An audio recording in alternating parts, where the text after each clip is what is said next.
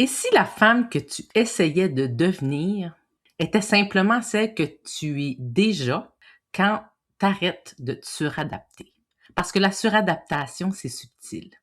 Ça ressemble à de la gentillesse, à de la maturité, à de la générosité. Et souvent, c'est simplement une façon de se couper de soi. Alors, on passe beaucoup de temps à essayer de s'améliorer, de devenir une meilleure version de soi-même. Mais peut-être que le vrai chemin, c'est pas de devenir quelqu'un d'autre. Peut-être que le vrai chemin, c'est beaucoup plus simple que ce qu'on essaie de se faire croire. Et peut-être aussi beaucoup plus confrontant. Donc, j'ai envie de te demander, qui es-tu quand tu n'as plus besoin de t'ajuster pour être accepté?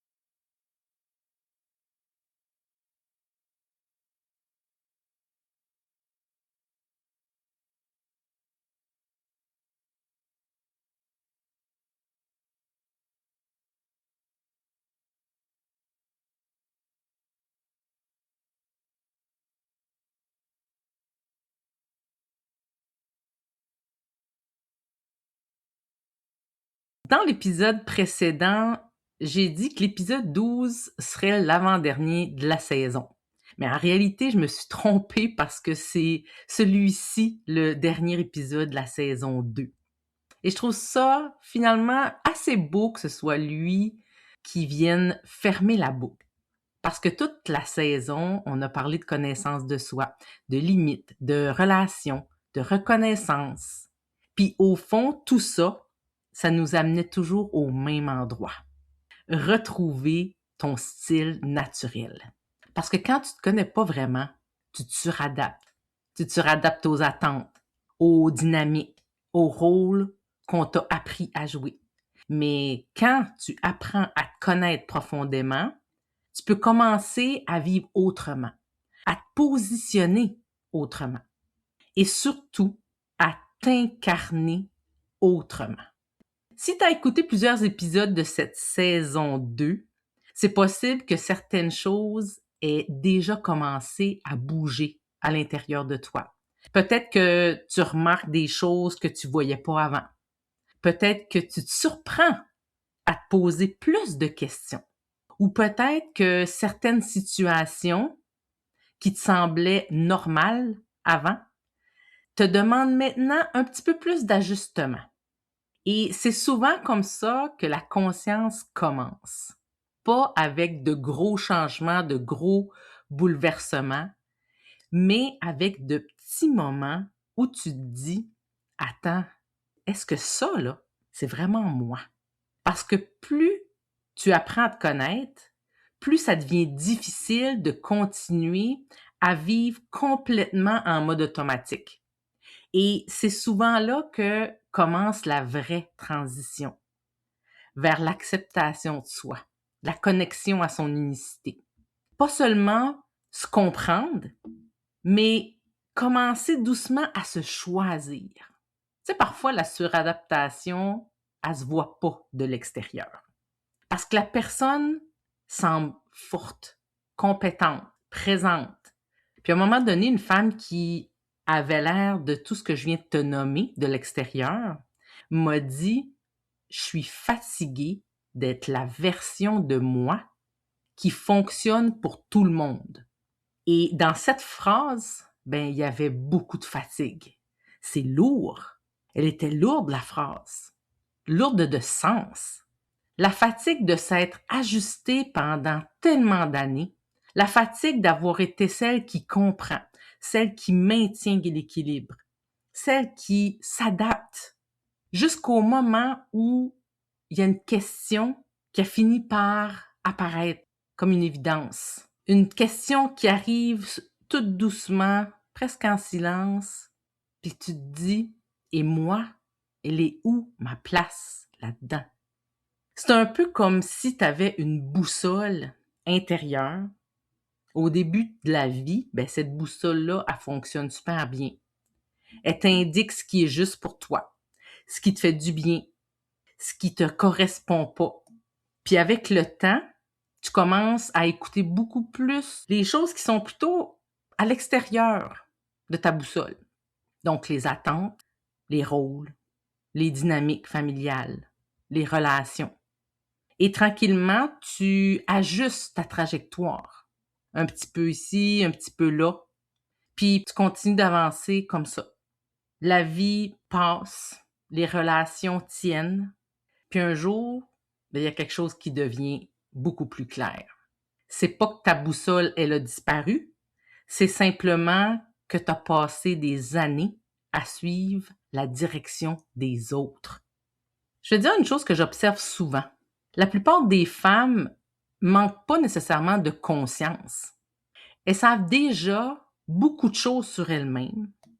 Elles savent ce qui leur convient plus. Elles sentent quand il y a quelque chose qui est plus aligné.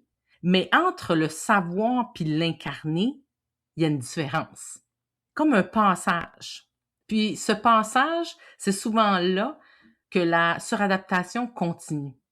Parce que continuer à s'ajuster, c'est parfois plus confortable que de prendre pleinement sa place. Pas parce qu'on manque de courage, mais parce que pendant trop longtemps, la suradaptation nous a permis de préserver les relations, de maintenir l'harmonie, puis de rester acceptés par les autres. Alors, arrêter de se suradapter, c'est pas juste un changement de comportement, c'est un changement d'identité intérieure. C'est passer de comment est-ce que je peux m'ajuster pour que ça fonctionne à qu'est-ce qui est vrai pour moi ici. Et ça change tout et ça peut changer beaucoup de choses autour de toi. Et c'est exactement pour ça que j'aime autant le profil Nova. Parce qu'il agit un peu comme une carte intérieure. Il parle de 3 choses essentielles. Tes comportements naturels, tes motivations profondes et tes talents naturels. Puis quand ces 3 dimensions-là se réalignent à l'intérieur de toi, il y a quelque chose qui se replace aussi. Ton style naturel reprend tranquillement sa place. Il y a quelque chose qui devient plus clair. Pourquoi certaines situations drainent ton énergie? Pourquoi certaines relations te demandent plus d'efforts? Pourquoi tu as parfois l'impression d'être différente selon les contextes? Et le profil Nova, c'est une façon de voir ton identité dans sa globalité. Parce que nos motivations, c'est ce qui donne une direction à nos actions et aussi à notre personnalité. Et c'est souvent à partir de là que le vrai travail commence. Pas juste comprendre, mais aussi incarner. C'est d'ailleurs une des raisons pour laquelle j'ai créé la retraite marée intérieure. Parce que parfois, la connaissance de soi, elle a besoin d'un espace. D'un espace pour ralentir, pour ressentir, pour laisser émerger ce qui est vraiment là. Un espace où tu n'as pas besoin de performer. Tu as juste besoin d'être là pour te retrouver. Si tu fais partie de celles qui se demandent, est-ce que c'est vraiment pour moi? Est-ce que c'est le bon moment? Est-ce que je peux me permettre ce temps pour moi en ce moment? Ces questions-là sont peut-être le début de ta réponse. Marée intérieure, c'est pas pour toutes les femmes. C'est pour les femmes qui sont prêtes à se voir vraiment, à s'écouter avec honnêteté, à s'autoriser à ressentir ce qui est là en dedans et surtout à se responsabiliser face à leur propre chemin de vie. Les femmes qui sentent qu'il y a un mouvement à l'intérieur qui est en train de se faire. Donc, si tu sens un oui à l'intérieur, je t'invite à l'écouter. Les inscriptions se terminent le 5 avril. Si tu veux en parler avant de décider, je t'invite à m'écrire en privé sur Facebook ou sur Instagram. Le lien pour trouver toute l'information et t'inscrire à la retraite est dans les notes de l'épisode. Si je simplifie le chemin que je vois souvent chez les femmes que j'accompagne, ça ressemble un petit peu à ça. La première chose, c'est de prendre conscience. Donc, réaliser à quel point on s'est suradapté, on s'est ajusté dans les dernières années ou pendant toute notre vie. Deuxièmement, se découvrir. Donc, comprendre ses motivations profondes, son style naturel et ses tendances, ses préférences comportementales. Troisièmement, réapprendre à se faire confiance. Donc, revenir à son intuition, à son rythme, pour arriver à prendre des décisions qui sont plus alignées, plus en cohérence. Quatrièmement, oser se positionner. Donc, prendre le temps d'exprimer ses limites, ses besoins, même quand c'est challengeant. Et cinquièmement, c'est d'incarner. Donc, de vivre sa vie à partir de qui on est vraiment, sans filtre, sans toujours avoir à mettre un masque pour se sentir bien, se sentir accepté. Et cette dernière étape-là, elle demande souvent du soutien, puis un environnement sécurisant. C'est aussi comme ça que j'aide les femmes en les accompagnant à travers mes différents services d'accompagnement. Dans mon propre parcours, il y a un moment où ma suradaptation a vraiment pris de l'ampleur. Avant ça, oui, je m'adaptais déjà parce que, tu sais, oui, je nomme beaucoup pendant le podcast que c'est important d'être soi, de pas trop s'adapter, mais ça veut pas dire qu'on s'adapte jamais, là. Une adaptation qui est saine, c'est correct, c'est normal et je dirais même que ça fait partie d'une grande qualité. Mais là, ici, on parle de suradaptation. Donc, avant, oui, je voulais que les relations fonctionnent. Je voulais maintenir l'harmonie. Je voulais comprendre l'autre. Donc, j'avais tendance à un petit peu m'adapter, puis c'était quand même une belle qualité à ce moment-là. À un moment donné dans ma vie, je me suis retrouvée dans une relation qui était profondément toxique. Et c'est là que la suradaptation s'est amplifiée. Je me suis mise à m'adapter encore plus, à analyser, à essayer de comprendre ce que je pouvais faire de différent, à ajuster mes comportements, mes paroles pour éviter les tensions. Puis sans m'en rendre compte, je me suis tranquillement éloignée de moi, de la personne que je suis. Cette relation-là s'est terminée parce que là, c'était allé trop loin. Mais ce que j'ai compris plus tard, c'est que la suradaptation, elle était restée. Mon système nerveux avait appris que pour qu'une relation fonctionne, je devais m'adapter constamment. Et ce réflexe-là, il s'est installé dans d'autres espaces de ma vie, entre autres dans ma relation avec ma fille. Et ça a duré longtemps, même que c'est pas tout à fait parti. Donc, résultat, pendant plus de 20 ans, j'ai fonctionné avec ce réflexe intérieur de me suradapter, de porter beaucoup trop sur mes épaules pour maintenir l'équilibre. Et ce chemin, pour revenir vers moi, ça n'a pas été à un moment précis. Ça a été tout un processus de conscience qui, heureusement, s'est accéléré avec ma formation de coaching qui a duré 2 ans. Un processus où j'ai dû réapprendre tranquillement à m'écouter, à me respecter et à ne plus me perdre dans la relation. Mais je vous confirme que c'est un défi, surtout quand c'est avec quelqu'un de proche comme ton enfant. Ça pourrait même être avec un parent. Et ça peut être avec un conjoint aussi.